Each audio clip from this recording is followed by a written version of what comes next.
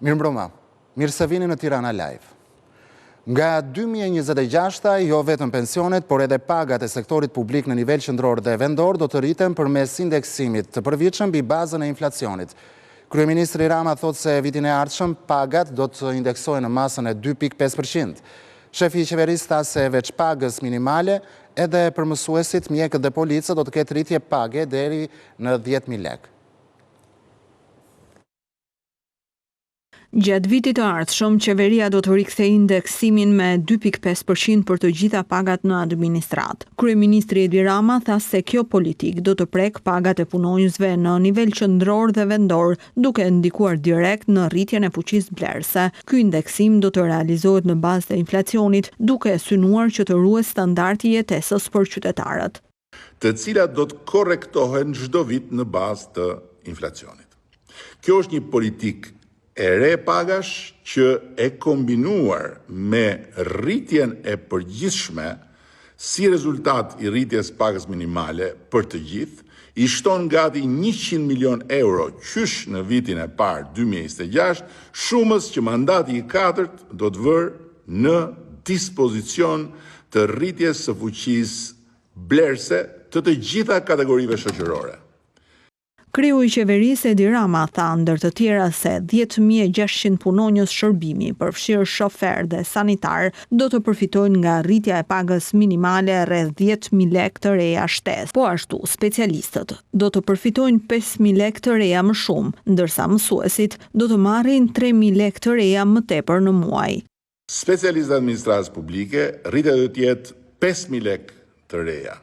Mësuesit do të përfitojnë pag 3.000 lekë të reja më shumë në muaj.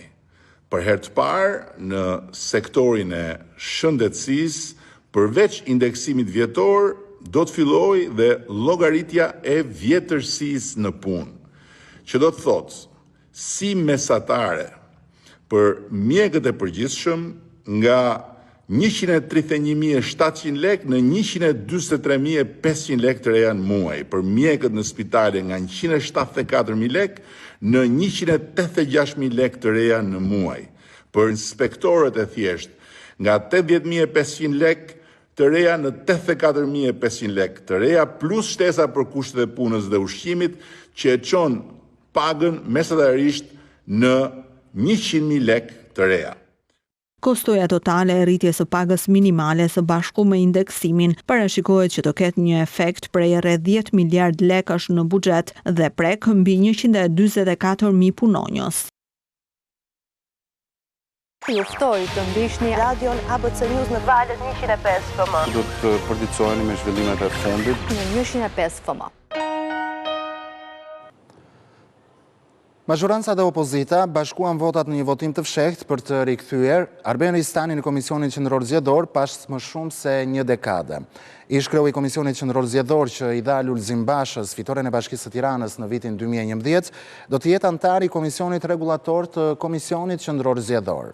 Kuvendi votoi sot për bërjen e këtij komisioni pas anulimit të votimit në seancën e kaluar, ku pavarësisht marrëveshjes dypalçe, Partia Demokratike nuk ishte e pranishme në votim, duke mos garantuar votat për të besuarin e saj. Arben Ristani u rikthye në Komisionin Qendror të Zgjedhjeve. 111 vota pro, 2 abstenim, 7 kundër. Me 111 vota pro të socialistëve dhe demokratëve, Ristani u emërua anëtar i Komisionit Rregullator në një votim të fshehtë i cili u zhvillua për herë të dytë në seancën plenare të kësaj të njëjteje. Projekt vendimi miratohet. Ironia e fatit që Ristani u rikthye në KQZ me ndihmën e socialistëve, të cilëve 14 vite më parë me një vendim të paprecedent si kryetari i KQZ-s i hoqi fitoren nga duart. Në zgjedhjet lokale të 2011-s ai përmbysi rezultatin për Tiranën nga 10 vota plus për Edi Ramën në 189 vota në favor të Lulzim Bashës, duke bërë atë kryetar të Bashkisë së Tiranës. Ndërsa tashmë Ristani rikthehet për t'i shërbyer sërish Berishës, pikërisht në të njëjtin vend, Komisionin Qendror të Zgjedhjeve. Po ashtu në këtë seancë plenare u rikonfirmua dhe antarja aktuale Helga Vukaj, e cila mori 112 vota pro, 6 kundër dhe 3 abstenim. Demokratët dhe socialistët bashkuan votat dhe për rikonfirmimin e Iliriana Nanos në krye të Komisionit Rregullator dhe 2 antarëve të propozuar nga Shumica, Dritan Çaka dhe Bledar Skënderi. Një ditë pas sulmit për vlerësimet për progres raportin, Sali Berisha sulmoi sërish ambasadorin e Bashkimit Evropian në Tiranë, Silvio Gonzato. Nga parlamenti, ku debatoi për ligjin për barazin gjinore, Berisha tha se drafti nuk bazohet në direktivat e Bashkimit Evropian dhe Gonzato nuk mund të imponojë shqiptarëve bindjet e tij personale. Me kërkesë socialistëve, është hequr termi gjithëpërfshirëse duke njohur vetëm dy gjini, burr dhe grua, por Partia Demokratike thotë se ky projekt ligj dëmton thelbin e familjes. Për jetën dhe veprën e tij, ju ftoj të ngrihemi dhe të mbajmë 1 minutë heshtje. Parlamenti nisi punimet këtë të njëjtë me 1 minutë heshtje për ish-kryeministrin Fatos Nano, i cili u nda nga jeta pak ditë më parë. I paruar qoftë kujtimi i tij. Për disa qaste të majtë të djathtë i bën nderimet e fundit i ish-liderit historik përpara se projektligji për barazin gjinore të kthehej në kryefjalë të diskutimeve. Sipas opozitës, ligji i ri është një tentativë për cënimin e familjes, ndërsa për mazhorancën, ndryshimet e propozuara kanë në thelb vetëm barazin mes burrit dhe gruas dhe jo gjinin. Ky ligj de facto u mohon prindërve të drejtë e edukimit të fëmijëve të tyre të bazuar në dhuntin që u ka dhënë Zoti vajzë ose djalë, apo natyra për ata që nuk besojnë Zotin. Zonja dhe zotrinj qytetar shqiptar, motra dhe vëllezër, burra dhe gra të këtij vendit. Në ligj sanksionohet qartë si gjini, në Republikën e Shqipërisë ka vetëm burra dhe ka vetëm gra. Akuzave të Berishës për përkatësi të shumë fishta gjinore, Ballai përgjigjet me ligjin për barazin gjinore dhe antidiskriminimin, i miratuar me firmën e Sali Berishës në vitin 2010. Sot merr goditjen me fatale, sepse kjo barazi e bazuar në binaritetin, grua dhe burr, transformohet në përkatësi të shumë fishta gjinore. Gënjeve, se nuk ka të bëj fare, dhe ne kemi rregulluar bazuar në parimet e ligjit të antidiskriminimit. Po ti je një gënjeshtar. Përkatësia e shumë fisht është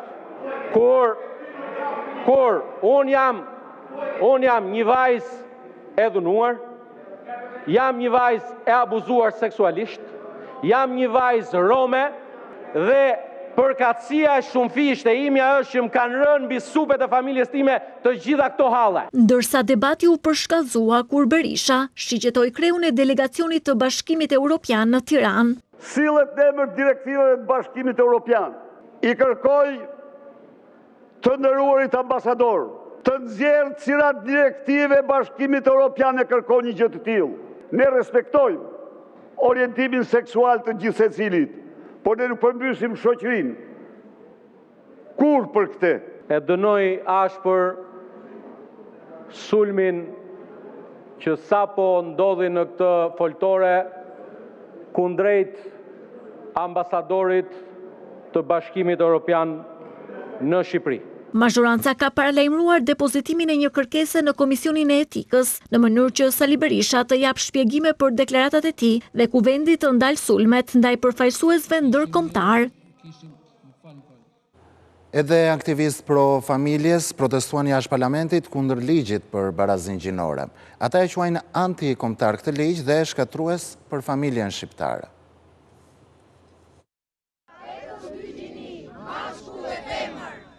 Me pankarta në duar ka vetëm 2 gjini, mashkull dhe femër, 10 qytetar nga shoqëria civile dhe organizata të ndryshme protestuan këtë të njëjtë para dyerve të Kuvendit të Shqipërisë, duke kërkuar mosmiratim të projektligjit për barazin gjinore. Politika pro familjes. Politika pro familjes. Vrasësit e traditës. Protestuesit pretendojnë se disa formulime të ligjit si tokfjalëshi gjinia gjithëpërfshirëse, pavarësisht përkatësisë gjinore, apo në të gjithë diversitetin e tyre, shkatrojnë familjen tradicionale shqiptare, duke lënë hapësirë për keqinterpretim të më shumë se sa 2 gjinive, si mashkull dhe femër, pavarësisht ndryshimit të bërë në projekt ligj në nenin 4, ku thuhet qartë se gjini njihet vetëm burr dhe grua, apo vajzë dhe djalë. Ky projekt ligj nuk është projekt ligj shqiptar për shqiptarët. Ky është projekt ligj i huaj, është një kancer, është një trup i huaj. Ky projekt ligj është genocid, genocid ndaj fëmijëve. Ndaj ne i themi jo këtij projekt ligji. Ky është projekt ligji më i tmerrshëm i pabarazisë për ne. Kauza nuk janë para zotëri. për ne dhe për shqiptarët që duan shtëpin, familjen, babën dhe nënën, fëmijët e tyre. Kauza është kauza e jetës. Pasojat e këtij ligji, nëse do miratohet sot, do jenë katastrofike. U bëj thirrje deputetëve që janë brenda parlamentit që të kenë parasysh fëmijët e tyre, edhe librit dhe mbesat e tyre. Le ta dinë se me këtë ligj nëse do ta miratojnë, po i vendosin një minë shumë të madhe të ardhmës së fëmijëve të tyre dhe të librave dhe mbesave të tyre. Sa i takon termave gjithëpërfshirëse apo diversitet gjinor, mazhoranca ka sqaruar në komisione se ky projekt ligj lidhet vetëm me barazinë mes burrit dhe gruas në nivel përfaqësimi dhe kundër diskriminimit të çdo individi në jetën publike dhe sociale, dhe se nuk ka lidhje me njohjen e një gjinie të tretë. Megjithatë, pjesëmarrësit në tubimin paqësor thanë se në qoftë se votohet sot ky ligj, të cilin e cilësojnë si antikombëtar, do të zhvillojë një tjetër tubim në sheshin Skënderbej ditën e shtunë. Mirë, me mua në studio është bashkuar gazetari dhe analisti i njohur i zhvillimeve politike, zoti Frok Çupi. Zoti Çupi, mirëmbrëma, kënaqësi që jeni me mua në Tirana Live. Mirëmbrëma dhe për mua kënaqësi është. Zoti Çupi, në një zhvillim të fundit, besoj se edhe ti e ke ndjekur, Arben Ristani ka marrë sot miratimin për t'u rikthyer pas më shumë se një dekade në Komisionin Qendror Zgjedhor. Në një votim të fshehtë, Partia Socialiste dhe Partia Demokratike kanë bashkuar votat dhe tashmë Ristani është antar në Komisionin Rregullator të Komisionit Qendror Zgjedhor. Por pse Berisha do e mos që Ristani të jetë pjesë e Komisionit Qendror Zgjedhor? Ky është një lajm, për të thënë vërtetën, jo aq pozitiv për ne. Nuk është fjala për pse bashkëpunuan dy partisë në fundit dhe mund të bashkëpunojnë, dhe këtë gjë po kërkojmë. Për çështjet kapitale të shtetit dhe për çështjet e mëdha të Europës, për çështjet e mëdha të integritetit tonë. Dhe për çështjet e ruajtjes së stabilitetit, janë deri dhe te kontrolli dhe administrimi i territorit duhet të jetë aktive dhe opozita, të jetë aktive dhe pozitive. Po e lëm këtë gjë, po fjala është për kthimin për riciklimin e gjaketave të vjetra. Është fjala vetëm për atë që është quajtur gjaketat e vjetra, është fjala për riciklimi i mëkatarëve. Për fat keq të tij ose për fat të shkruar ashtu, zoti Ristani është damkosur në zgjedhjet e vitit 2011 në Tiranë. Dhe është damkosur para gjithë botës. Dhe me thënë, këtë gjë e di Amerika, e di Europa, e dim ne të gjithë. Në sy tanë ka marrë 10 vota nga Edi Rama dhe ja ka thënë Lulzim Bashës. Ishte gjë shëmtuar shumë. Dhe me thënë, më mirë do të ishte të kthesh zgjedhjet se sa të bëja që shëmtuar. Do të thotë që duhet i rri asaj përgjegjësie që ka kryer. Zoti Ristani mund të bëhet deputeti, PD-s mund të bëhet, po jo në forumet të tilla gjithëpërfshirëse dhe në forumet të tilla që mund t'i konsiderosh kombëtare. Për arsye se zgjedhjet janë kombëtare dhe ai do të certifikojë zgjedhjet. Kjo është një gjë që e dëmton shumë besimin të zgjedhjet e ardhshme. Një person e dëmton shumë, sepse është shumë ekspozuar. Dhe këtë gjë ne kemi, kjo na ka dëmtuar, këtë kemi një vesë shumë të keq, riciklimin e të shkuarve. Ne kemi ricikluar Berishën për fatin e keq tonin 2-3 herë, edhe pasi ka kryer fajet mëdha. Qysh prej fillimit, do më gjatë rrugës së Berishës kemi ricikluar vrasës, kemi ricikluar fajtor në krimet ndaj heronjve të Kosovës, e tjerë. Por kemi ricikluar me keqja, kemi këtë shansë shumë të keqë, këtë gjë shumë të keqe, që një gjë që ka qenë dikur, sa do i keqe të keqe qenë, ne i japim të drejtë qytetarie. Ne kemi ricikluar, hym në demokraci dhe ricikluam gjithë komunistët e egër, ricikluam të gjithë ata të sigurimit shtetit, ricikluam të gjithë fajtorët, mëkatarët. Kjo gjë i duhet prerë, kësaj gjëje i duhet prerë rruga. Vetëm se ka qenë një njeri që ka qenë ta zëm, ose një organizat, pas ka qenë jo dakord me shoqërinë komuniste, edhe pse pushkaton të njerëz pafajshëm, edhe pse hante pula, ne duhet ta ne duhet ta konsiderojmë lavdi të një gjëje. Është gjë e keqe që duhet hequr nga tentativat e këtij kombi. Shko, zoti Çupi, kur ti përmende historinë e zotit Ristani të vitit 2011, teksa i mori 10 vota Ramës dhe ja dha Lulzim Bashës, ai sigurisht ju thoni që u damkos në syrin ton, në syrin e ndërkombëtarëve, në syrin e Shteteve të Bashkuara të Amerikës, por dikush, dhe për të qenë edhe më i drejt për drejt me ju, do pyeste që pse Berisha kërkon të vërë në Komisionin Qendror Zgjedhor njerëz të tillë si Ristani, që është po përgatitet për luftë. Berisha do të vjet zgjedhjet, pra në momentin që ai nuk arrin dot ti fitojë, nuk ka mbështetje, kërkon që ti vjedh ato? Nuk besoj se Berisha guxon të mendoj se me Ristanin mund të ndryshojë rezultatin e zgjedhjeve, por shpreson dhe është e krejt e vërtet se e dobëson besimin. Domethënë para gjithë dhe është shumë i gatshëm, se është njëri i të papriturave, domethënë është njerëzores, dhe ai fare mirë mund të thotë në një skenar të zgjedhjeve që vijnë, mund të thotë edhe OSB-s, Odirit, shiko kë kanë në komision këta. Këta kanë Ristanin, i cili ka vjedhur votat herën e kaluar, edhe pse është i tij. Ati i duhet si një mall për ta shitur. I duhet si një fajkua për të thënë, ky na e mori ushqimin kur ne po pushonim në arë. Këto janë, si thua, lojrat e Berishës, por ndërkohë edhe i gjen një vend diku që të... Pse nuk e qenë në parlament për vete? Pse nuk e qenë në grupin ti parlamentar? Sepse nuk i beson. Megjithatë, zoti Çupi, për të dytën ditë radhazi, Berisha ka sulmuar ambasadorin e Bashkimit Evropian, Silvio Gonzato. Dje e krahasoi me Donald Lu, përsa i përket progres raportit të Bashkimit Evropian, pikërisht ambasadori Donald Lu, ambasadori amerikan që ndikoi në ngritjen e sistemit drejtësisë sot, në fakt e thumboi për prirjet e tij seksuale, për ligjin e barazisë gjinore. Pse Berisha bën një sulm të tillë kundrejt ambasadorit të Bashkimit Evropian? Pse Berisha del kundër Bashkimit Evropian? Është kjo një shenjë e vërtet, le të themi, se Shqipëria në këto momente ndodhet pikërisht pranë antarësimit? Kjo s'është e re.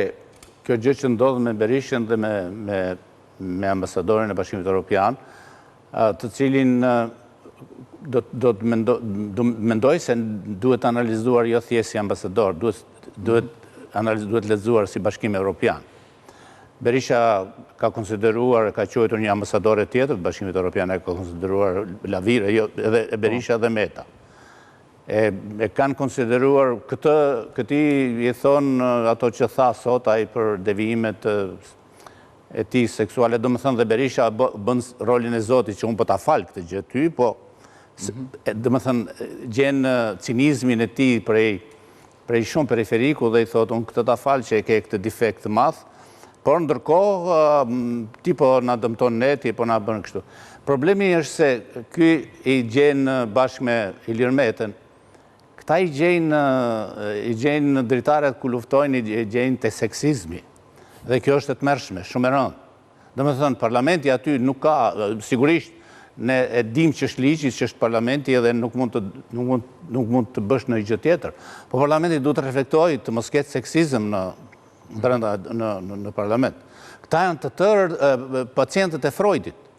Këta janë të tërë, realisht janë pacientët në këtë sens. Në anën tjetër, politikisht, Berisha nuk e do, sigurisht se ka dashur kur perëndimin, se do Bashkimin Evropian, ka frikë se mos Shqipëria po bëhet antare Bashkimit Evropian, gjë që është shumë thjesht, sepse Berisha politikisht ka disa vdekje, po një nga vdekjet më të rënda është kur Shqipëria të bëhet antare e Bashkimit Evropian. Pse?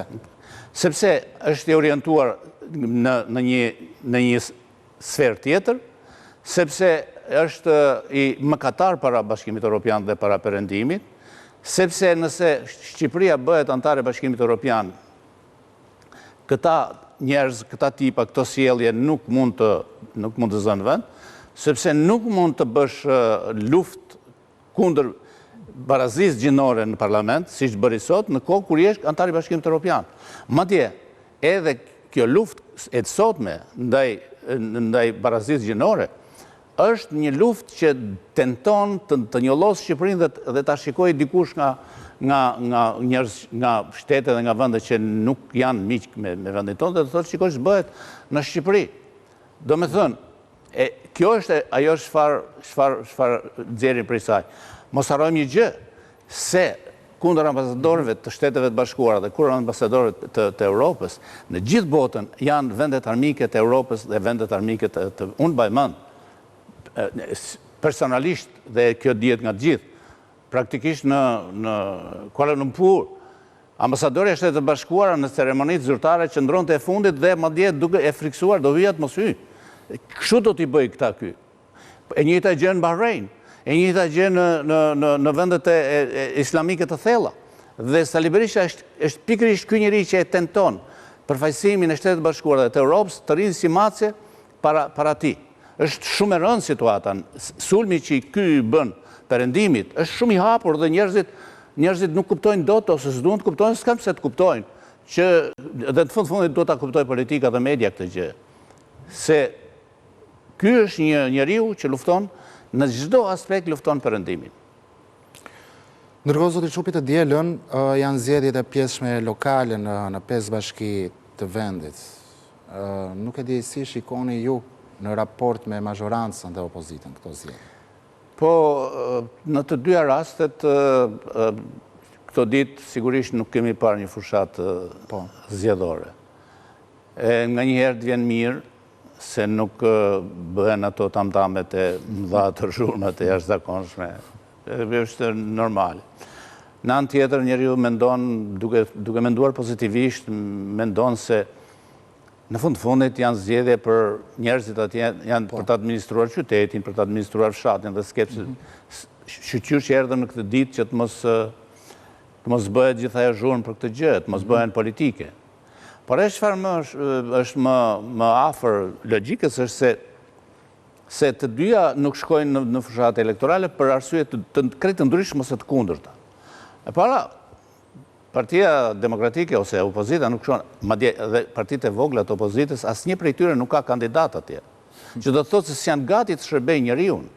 S'janë gati të shërbejnë këtë që thonë familja është atje.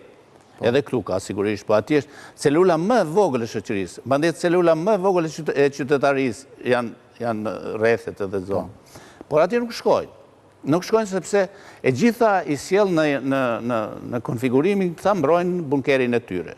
Këta unë e gjej me vend që disa që thonë se këta mbrojnë vetëm grupin e zjarrit. Do me thënë zjarrin e kanë brenda në bunker dhe bunker është Saliu, atje mbrojt Saliu, atje me gjitha forë. Se ç'bëhet me njerëzit, se bien stuhi, se bien furtuna në për fshatra, në për rrethe, se bien zjarre, se kanë nevojë njerëzit për ndihmë, për asistencë, për t'i dëgjuar, për t'i lavdruar, për t'i kritikuar se ka fëmijë. Askush do me ditë për këtë gjë, dhe duan të dinë për grupin e tyre për bunkerin. Bunkeri është në Tiranë. Në sensin tjetër, pastaj Partia Socialiste duket se nuk e ka parë të arsyeshme të bëjë një fushat politike, gjë që është krejt normale.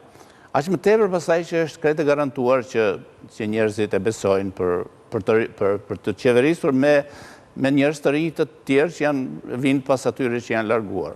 Pra e shikoni një fitore të Partisë Socialiste në të 5 bashkit? Pa dyshim nuk diskutohet, nuk ka asnjë diskutim, asnjë para thënie, asnjë para llogaritje, asnjë hije diku që mund të fitonte një gjë që nuk ekziston atje, që është opozita. Zoti Çupi, faleminderit. Kënaqësi që ishit me mua këtë mbrëmje në Tirana Live. Faleminderit dhe juve. Mirë, do shkojmë në një hapësirë të shkurtër publicitare, rikthehemi sërish në program.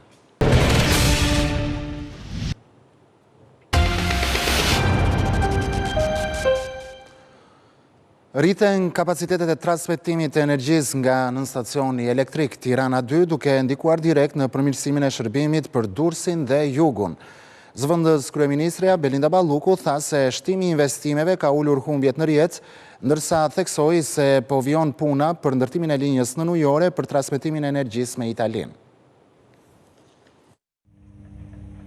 Abonentët në Durrës dhe në pjesën jugore të Shqipërisë do të kenë një furnizim më cilësor me energji elektrike. Kjo pas investimit të realizuar në nën stacionin Tirana 2, e cila është një ndër veprat kryesore të sistemit energjetik të vendit. Kemi pasur një mbështetje financiare nga KFV-ja për 40 milion eurosh, por ndërkohë që gjitha kostot lokale, shpronësime dhe gjithçka tjetër mbulohen nga vetë operatori i transmetimit. Për të ndërhyrë në këtë në stacion kaq të rëndësishëm, pra Tirana 2, i cili ofron energjinë jo vetëm për zonën e Durrësit, por për gjithë jugun perëndimor, le të themi. Zëvendës kryeministri theksoi se transmetimi i energjisë elektrike midis Shqipërisë dhe vendeve të rajonit është rritur disa fish, ndërsa po vjen puna për finalizimin e projektit për ndërtimin e linjës nënujore me Italinë. Përmes operatorit transmetimit dhe Ministrisë Infrastrukturës dhe të Energjisë, është ulur në tryezën e negociatave me qeverinë italiane, me Ministrinë e Energjisë italiane, por edhe me kompaninë, pra me operatorin e transmetimit italian, që quhet Terna, për të diskutuar edhe me i partner të tretë, faktikisht janë Emiratet e Bashkuara, për të diskutuar për ndërtimin e linjës nënujore direkt që do të lidhë Shqipërinë me brigjet italiane. Sigurisht, kjo është një punë kolosale që kërkon një kohë për ngjizjen e saj, për sa i përket studimit fizibilitetit, projektimit, gjetjen e pikave të duhura të lidhjes, pasi në rastin e energjisë nuk mund të shkosh në pikën më të shkurtër, po duhet shkosh pikërisht atje ku Italia ka kapacitete për të përfitur. 2 vëllezër në Malishev të Kosovës u vranë nga bashorti i motrës së tyre gjatë një konflikti në banesën e tij. Tragedia ndodhi ndërsa 2 viktimat kishin shkuar në shtëpinë e kunatit, i cili kishte hapur dyert e mortit pas vdekjes babait disa ditë më parë. Autori i krimit është arratisur dhe është në kërkim nga policia, ndërkohë që ka qenë një person problematik dhe i njohur nga uniformat blu.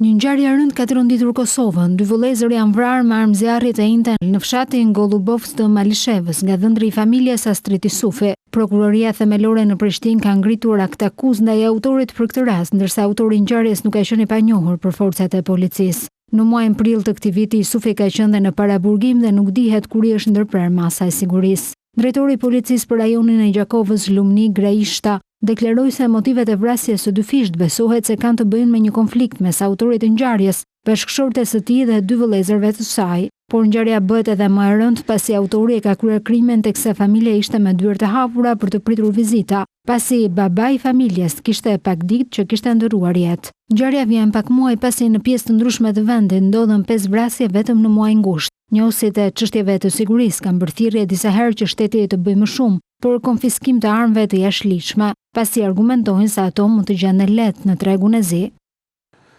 Diabeti, sëmundja e shtur që e ka rreth 10% e popullatës së rritur, shpesh fshihet prej tyre. Mjekët thonë se shumë pacientë nuk e tregojnë sëmundjen edhe për shkak të vështirësive që ndeshin në vendet e punës apo kufizimeve, disa herë të panevojshme që vendosen për personat me diabet. Në muajin e ndërgjegjësimit për ndjekjen e kësaj sëmundje, mjekët e nisën apelin nga obori i Parlamentit të Shqipërisë për të vazhduar më tej në institucione të tjera. Shumë persona me diabet në Shqipëri kanë vështirësi në vendin e punës, aq sa shpesh detyrohen ta fshehin sëmundjen. Shkak për këtë, sipas mjekëve endokrinolog, është stigma. Ku shpesh neve na thuhet vetë nga persona të lutem, mos më jepni raportin, mos më jepni recetën sepse nuk dua që në vendin e punës ta dinë që jam me diabet. Mendohet se 3 në 10 persona me diabet kanë vështirësi në vendin e tyre të punës të lidhur me diabetin, duke filluar që nga mos respektimi të drejtave bazë, që të pjesa e mos mirëkuptimit në drejtim, sepse persona me diabet kërkon disa orare më të përcaktuara, mund të ketë nevojë për të kryer mjekimin në vendin e punës, dhe shpesh kjo keq kuptohet. Do të thënë, ka persona me diabet të cilët më thonë njerëzit kujtojnë se unë jam duke injektuar drogë. Jo, insulina është jetë shpëtuese dhe nuk është një tek. Stresi, sipas mjekëve, përkeqëson sëmundjen. Në një kohë që 7 nga 10 persona me diabet janë në moshë pune, në muajin e ndërgjegjësimit për këtë sëmundje mjekët apelojnë. Ngacmimi, agresioni në trupin e njeriu, siç janë dhe infeksionet, po siç janë edhe nervozizmi, pakënaqësitë, stresi, pra ngren hormonin kortizol dhe disa hormone të cilat rrisin nivelin e sheqerit. Dhe tek një person me diabet, i cili mund të ketë mungesë në prodhimin e insulinës ose prodhim jo të mjaftueshëm insulinës, insulina nuk është në gjendje që ta përballoj ose ta konkurroj këtë rritje të glicemisë që ndodh dhe kjo do të sjellë pastaj rritjen e glicemisë në vazhdim. Nga oborri i parlamentit, shoqata e personave me diabet ngriti dhe një tjetër shqetësim. Të gjithë personat e tjerë patentat janë 10 vjeçare, personat me diabet duhet që çdo 2-3 vjet të dalin dhe të ripërtërin patentën, që është një shpenzim shpesh shumë i madh dhe i panevojshëm për shkak se është një grup mosh dhe një numër i madh personash me diabet që nuk kanë ndërlikime dhe po të marrin të dhënat, për shembull, se sa herë kanë qenë personat me diabet shkaktar të aksidenteve ose të problemeve në qarkullim janë shumë të vogël se sa personat e tjerë që janë të pirë, të droguar etj. Me ndryshimin e mënyrës së të jetuarit, të sëmurët me diabet janë shtuar dhe në vendin tonë. Rreth 10% e popullsisë së rritur vuan nga kjo sëmundje. abcnews.al është adresa jonë zyrtare në internet ku ju mund të klikoni për të lexuar të gjitha lajmet në kohë reale dhe po në kohë reale na dëgjoni në frekuencën e radios ABC 105 FM. Këtu kemi ardhur në fund të Tirana Live, por vetëm pas pak vjen Juli Krisafi me edicionin qendror të lajmeve. Ju ftoj ta ndiqni.